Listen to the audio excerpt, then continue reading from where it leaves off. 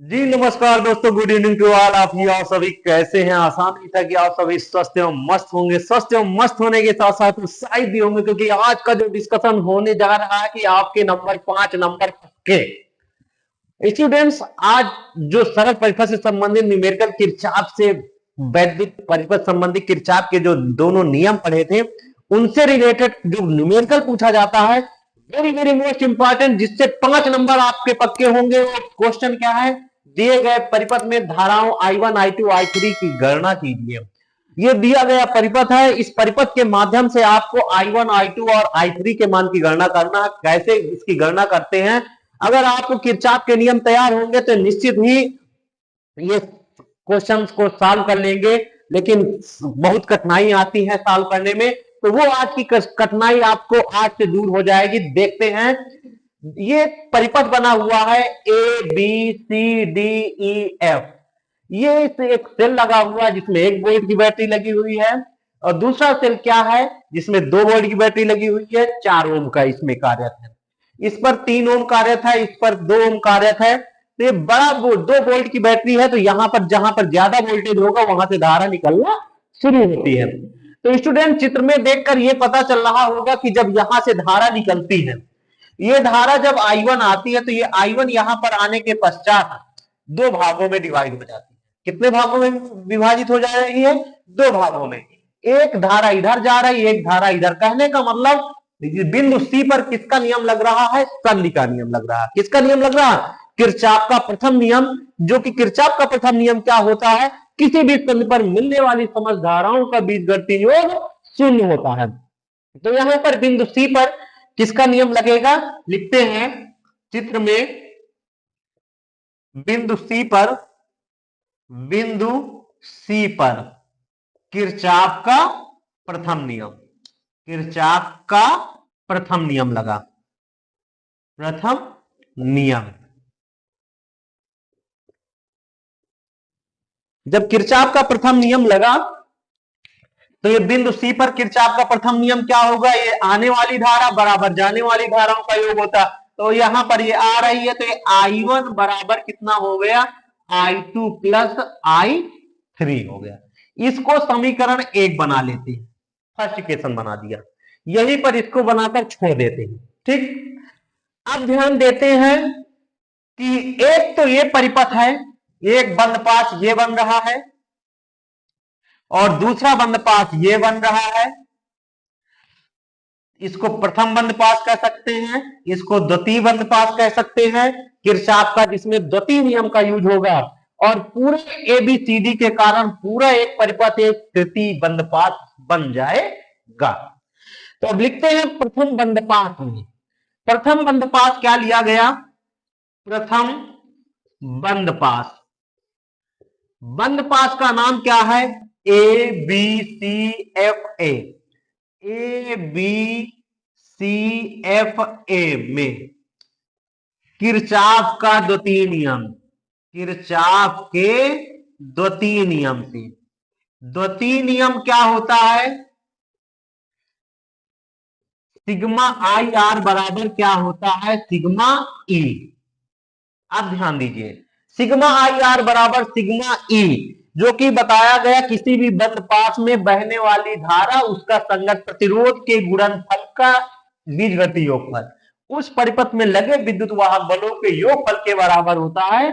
तो अब IR बराबर E, तो इस बंद पाथ की बात करते हैं, तो इसमें ध्यान देते हैं। इसका संगत प्रतिरोध कितना? I3। ये इस तरफ धारा जो प्रवाहित हो रहा है, ये इस तरफ, तो ये इस दिशा में आएगा एक दूसरे के, ये इस दिशा में आएगा।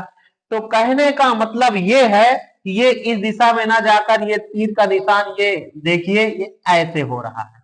ये वाली इधर को डिनोट कर रही है, और ये वाली इधर को डिनोट कर रही है, एक दूसरे का विपरीत कर रहे हैं। तो अब जब एक दूसरे का विपरीत कर रहे हैं, तो देखकर पता चल रहा है कि 3 का संगत प्रतिरोध धारा कितनी है? I3। तो 3I3 प्लस, लेकिन ये इसके विपरीत दिशा में, इसको माइनस में लेंगे, और इसका संगत प्रतिरोध 2 है, 2 का संगत धारा कितनी है? I2। 2I2 is equal to विद्युत वाहक बल इन दोनों में कितना कार्यरत है? 1 वोल्ट कार्यरत है। तो इसको समीकरण कितना बना दिया गया? दूसरा। अब द्वितीय बंद पास ध्यान देते हैं, इसको बना लेते हैं द्वितीय बंद पास। बंद पास, द्वितीय बंद पास का नाम क्या दिया गया है कि FEDC या CDEFC, कुछ भी कह सकते हैं, इस पूरे परिपथ को कह सकते हैं बंद पास CDEFC में किरचॉफ का द्वितीय नियम, किरचॉफ का द्वितीय नियम से। स्टूडेंट वीडियो को स्किप नहीं करना, लास्ट तक देखिएगा, एक एक स्टेप समझ में आएगा। अगर आपने नहीं देखा, नहीं समझ में आया, समझ में आया, देखेंगे नहीं तो समझ में कैसे आएगा। तो एक एक देखिएगा, क्योंकि इसमें 5 नंबर आपके पक्के हो जाएंगे, दोबारा देखने की जरूरत नहीं पड़ेगी। तो किरचॉफ का द्वितीय नियम लगाया गया सिग्मा IR बराबर सिग्मा E से। तो अब इसमें ध्यान दीजिए, इस I2, ये जो I2 है तो ये इस दिशा में आएगा, और ये जो धारा है ये इस दिशा में जाएगी। तो ये इसमें दोनों एक, मतलब एक ही दिशा में है। तो 2I2, ये 2I2 हो गया, प्लस ये धारा इस दिशा में जा रही है, तो 4I1 इज इक्वल टू, इसमें विद्युत वाहक बल कितना है 2 वोल्ट। ये समीकरण कितना, समीकरण 3 बन गया।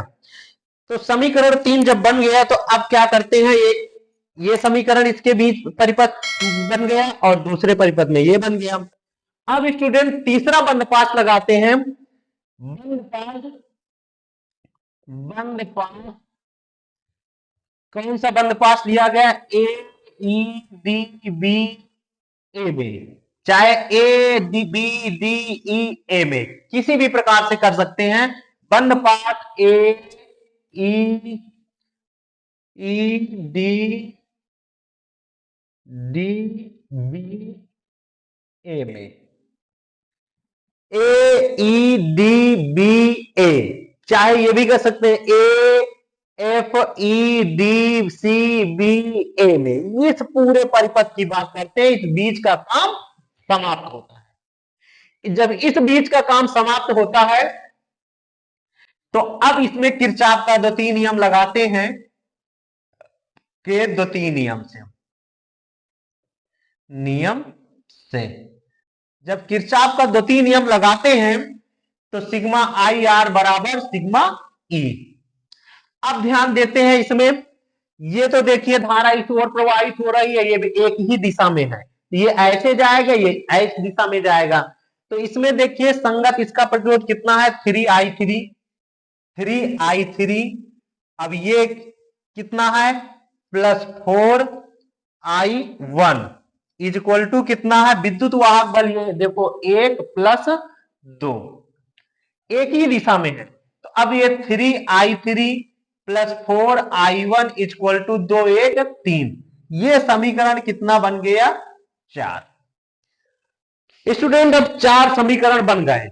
अब इन चारों समीकरण में ध्यान देते हैं कि 2 के मान निकालना है, कि 2 पद के मान निकलेंगे। कैसे निकलते हैं, करते क्या है, ये जो I3 है, ध्यान दीजिए यहां पर ये I1 बराबर I2 प्लस I3 है। ये जहां पर I1 है, इस I1 का मान समीकरण 3 में रख दिया जाए और समीकरण 4 में रख देते हैं, और समीकरण 3 और 4 में रखकर I2 और I3 के पदों में समीकरण बना लेते हैं। लिखते हैं समीकरण 1 का मान समीकरण 3 और 4 में रखने पर, ध्यान दीजिए समीकरण 1 का मान कहां पर रख रहे हैं, समीकरण 3 में रख रहे हैं और समीकरण 4 में रख रहे हैं। तब कैसे करते हैं, रखते हैं तो रखने पर समीकरण 3 में रखते हैं, जैसे 2I2 प्लस 4I1, I1 का मान कितना है, ये I2 प्लस I3 बराबर कितना आ गया 2। ये अब इसका कैलकुलेशन किया गया 2I2 plus 4I2 plus 4I3 equal to 2। I2 4 2 कितना हो गया 6, 6i2 plus 4i3 equal to कितना आ गया 2। दो कॉमन ले लिया गया तो कितना आ गया 2 तिहाई 6i2 प्लस 2 दूनी 4i3 बराबर कितना आ गया 2। अब ये दो गुणा में इधर बटे में चला गया 3i2 प्लस 2i3 बराबर कितना आ गया 2/2 कैंसिल हो गया। 3i2 plus 2i3 equal to कितना आ गया 1। इसको समीकरण हमने बना लिया 5। क्या बना लिया? समीकरण 5 बन गया। जब समीकरण 5 बन गया तो अब देखते हैं समीकरण 4 में रखते हैं। तो समीकरण 4 में जब रखते हैं, समीकरण 4 से अब इसमें रखते हैं, ध्यान दीजिए। तो 3i3 प्लस 4i1 की जगह पर आ जाएगा i2 प्लस i3 बराबर 3। तो 3i3 plus 4i2 plus 4i3 equal to कितना आ गया 3। i3 4 और 3 कितना हो गया 7i3 plus 4i2 equal to कितना आ गया 3। इसको हम i2 के पदों में इधर कर लेते हैं। 4i2 plus 7i3 equal to कितना आ गया 3। इसको समीकरण बना लिया 6। अब देखिए पांचवें समीकरण और छठवें समीकरण में i2 और i3 के पदों में हो गए। जब i2 और i3 के पदों में हो गए तो इनको i2 और i3 में विलोपन विशेष समीकरणों को क्या कर लेते हैं? हल कर लेते हैं। कैसे हल करते हैं? लिखते हैं 3i2 प्लस 2i3 बराबर 1 समीकरण 5 और ये 4i2 प्लस 7i3 बराबर 3 समीकरण कितना 6। अब हम गैप किसको करते हैं? i3 को गैप करते हैं। तो i3 को गैप करने के लिए या i2 को गैप करते हैं तो किसके क्या करते हैं? इसमें समीकरण से इससे 7 का गुणा कर देते हैं, इसमें 2 का गुणा करते हैं तो i3 गैप हो जाएगा। लिखते हैं समीकरण 5 में 7 से और 6 में 2 से गुणा करके क्या करने पर? घटाने पर। क्यों घटाने पर? क्योंकि यहां पर चिन्ह समान है। तो घटाते हैं तो गुणा करते हैं तो 7 त्रिक 21 हो गया, i2 आ गया, 7 दूनी 14 i3 आ गया, 7 एक 7। ये बना दिया, इसको समीकरण को हमने 7वां समीकरण बना दिया।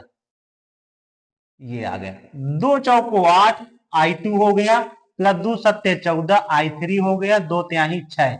ये कितना हो गया जाकर 8वां समीकरण। घटा देते, घटाने पर चिन्ह क्या हो जाते हैं? परिवर्तित हो जाते हैं। ये प्लस का 14 आया है, ये माइनस का, इससे क्या हो गए? कैंसिल। अगर यहां पर चिन्ह विपरीत होते तो यहां पर जोड़ने पर लिखते तो फिर ये चिन्ह परिवर्तित नहीं होते। अब यहां पर 21 में 8 घट गए, कितना आ गया? 3 आ गया, 8 3 घेरा, यहां पर 13 आ गया, i2 हो गया बराबर 7 में 6 घट गया 1। तो i2 इक्वल टू कितना आ गया? 1/13 आ गया। i2 का मान निकल आया। इस i2 का मान समीकरण किसमें रखते हैं? 5 में। समीकरण 5 में रखने पर जब 5 में रखिए चाहे 6 में रखिए तो रखते हैं। यहां पर कितना आता है? 5 समीकरण का मान है 3i2 का मान कितना? 1/13 plus 2i3 equal to 1। 3/13 plus 2i3 बराबर 1। तो 2i3 इक्वल टू कितना आ गया? 1 माइनस, ये प्लस में है तो इस तरफ माइनस में आ गया 3/13। अब 2i3 इक्वल टू कितना? 13 13 में 3 घट गया, कितना आ गया? 10/13। तब i3 बराबर कितना आ गया? 10/13। ये गुणा में है तो बटे में आ गया 2, 2 पंचे 10। तब i3 बराबर कितना आ गया? 5/13 एम्पियर। ध्यान दीजिए दो मान निकल आए, ये भी एम्पियर है। i2 और i3 के मान जब निकल आए तो i2 और i3 के मान समीकरण 1 में रख देते हैं। लिखते हैं i2 और i3 के मान समीकरण 1 में रखने पर, जब समीकरण 1 में रखते हैं तो क्या प्राप्त होता है? यहां पर रखते हैं तो I1 इक्वल टू कितना होगा, I2 प्लस I3। तो I1 इक्वल टू I2 का मान कितना है, 1/13 प्लस I3 का मान कितना है, 5/13। तो I1 बराबर 13 एलसीएम हो गया, तो 1 प्लस 5, तो I1 इक्वल टू 6/13 एम्पियर आ गई। कहने का मतलब है जिसमें दिए गए परिपथ में I1, I2, I3 की मान की गणना करना था, तो I1 बराबर कितना आ गया, 1/13 एम्पियर, और I2 बराबर कितना आ गया जाकर 5/13 एम्पियर। दोनों का जोड़ कर दिया गया तो 6/13 एम्पियर आ गया। स्टूडेंट क्वेश्चन समझ में आ रहा होगा, अगर आ गया तो इसको 5 नंबर पक्के हो जाएंगे। कहीं पर किसी कोई दिक्कत नहीं होनी चाहिए। सबसे पहले ये ले लिया गया, ये बंद पास, इतने में किरचॉफ का नियम लगा दिया गया, ये आ गया, और इस पर किरचॉफ का नियम लगा दिया तो ये समीकरण बन गया। फिर ये इसमें बीच वाली रेखा से गैप कर दिया गया, तब ये समीकरण बन गया जाता। तीसरा, ये चौथा हो गया। जब चौथा हो गया तो ये तीसरे और चौथे में क्या कर दिया गया, इस समीकरण 1 का मान, यहां पर किसका नियम लगा, यहां पर संधि का नियम लगा। सी पर किसका नियम लगा, संधि का नियम। तो यहां पर संधि I1 बराबर क्या हो गया, I2 प्लस I3। समीकरणों को हल करके I1, I2, I3 के मान की गणना की कर दी गई। स्टूडेंट अगर आप लोगों को समझ में आ गया हो तो फटाफट वीडियो को लाइक करिए और चैनल को सब्सक्राइब करिए और दोस्तों के पास शेयर करिए। आज का डिस्कशन यहीं से समाप्त करते हैं। Thanks for watching this video.